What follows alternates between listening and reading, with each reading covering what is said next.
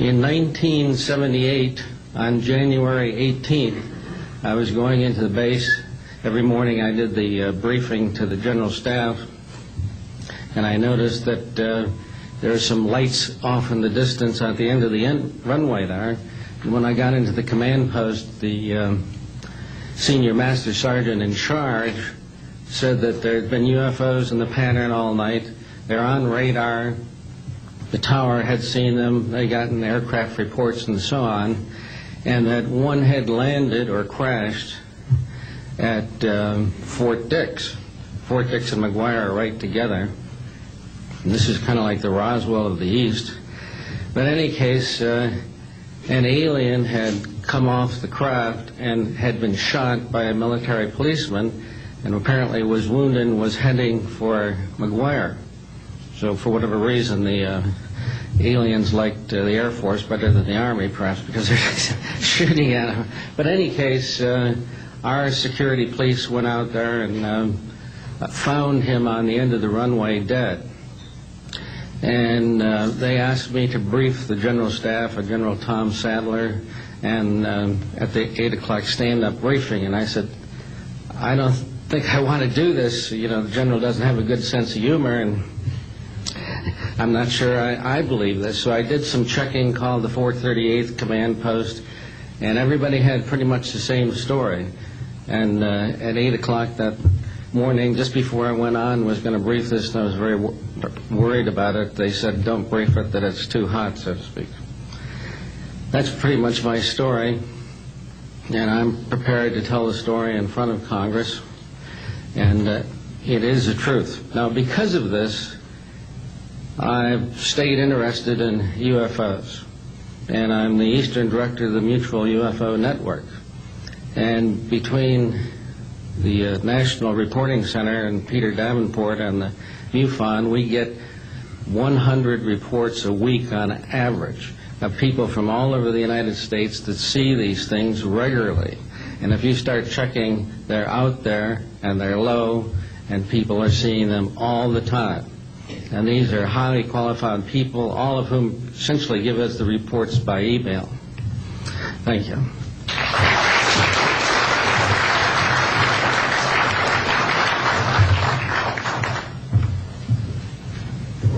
Morning, ladies and gentlemen. My name's Clifford Stone. I was a Sergeant First Class, United States Army. I had a secret clearance with nuclear surety.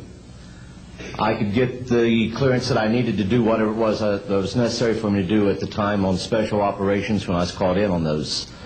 What I'm referring to here is that I was involved in situations where we actually did recoveries of crashed saucers, for lack of a better term, debris thereof. There were bodies that were involved with some of these crashes, also some were alive.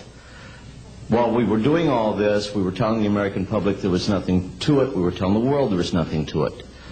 I'd like to go into detail on some of the cases, about the nuts and bolts cases right here, but I will be available if you have any questions concerning my involvement in this. You can talk to Dr. Greer to arrange for me to get to talk to you. But the whole situation is, we've set back, we've told the American people that there's no such thing as UFOs. I've been involved where we have recovered these objects. We know them to be of extraterrestrials. In 1969, I had an event that happened to me while I was stationed at Fort Lee, Virginia. We went to Indiantown Gap, Pennsylvania. That would be my first exposure to any time that we would be recovering an unidentified flying object. When we went there, we already had people that was already in the facility. We were a backup team, which was supposed to be NBC, because there was supposed to be some nuclear materials that was on board this craft. Later on, most people involved were to be told that there was nothing on board it. It was nothing more than just a crash of one of our aircraft. I know better, because I was one of the people that approached it with a Geiger counter to get surface readings. I was the first person to go ahead and see that there were bodies on it. That would be the first of approximately 12 events. UFO crashes are not events that take place every day. They're rare. I know we're not alone in the universe. I know that the absence of evidence is not evidence of absence.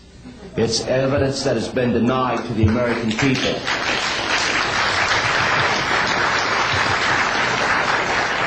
I stand before you today in my almighty God, and I tell you this. If Congress calls me in and says, will you testify in detail what you know, I stand here today prepared and ready to do just that. Governments must never lie to the people for no reason. Thank you.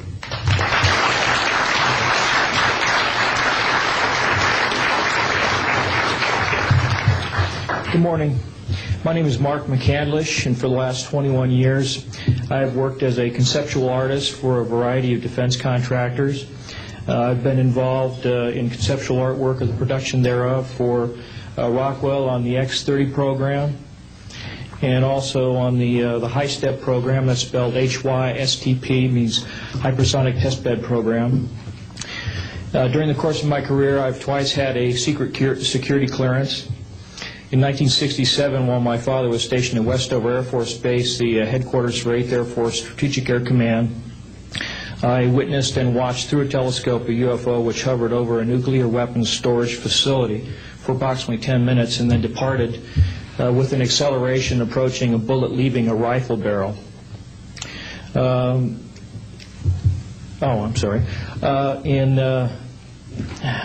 1988, in November, a college buddy of mine, an associate by the name of Brad Sorensen, informed me that he had personally witnessed 3 flying saucers at a very large hangar at Norton Air Force Base during the course of an air show that was held on Saturday, November 12, 1988.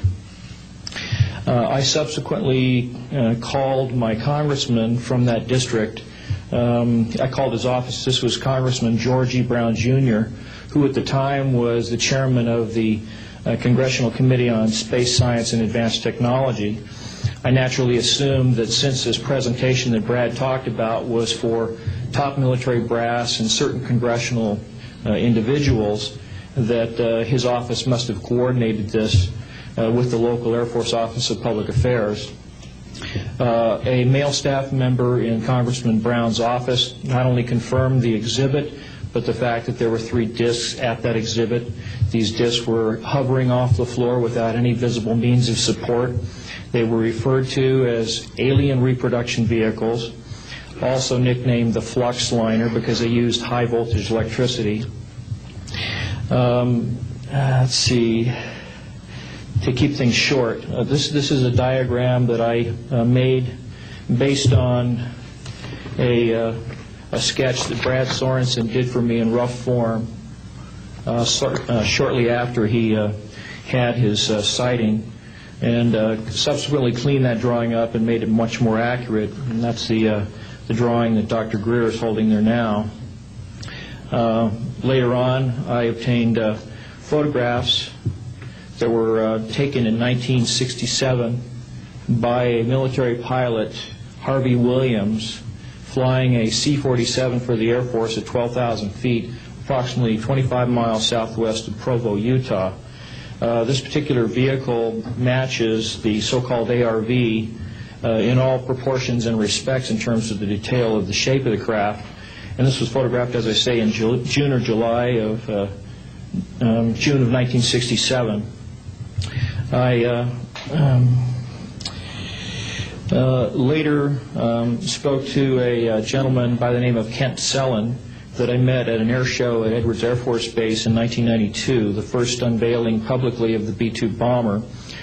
He indicated to me that in 1973, when he was a crew chief working on experimental aircraft at Edwards Air Force Base, that he had unintentionally wandered into an area where there was a classified aircraft, namely the ARV. He described it in detail, and he added other details to the account concerning the configuration and the operation of the vehicle that Brad Sorensen was not aware of. Subsequently, Brad Sorensen met with the famous aeronautical designer Burt Rutan, gave him a copy of this blueprint which you've just been shown. Mr. Rutan felt that it was a joke and put it on his wall as kind of a joke. And a third party confirmed for me later,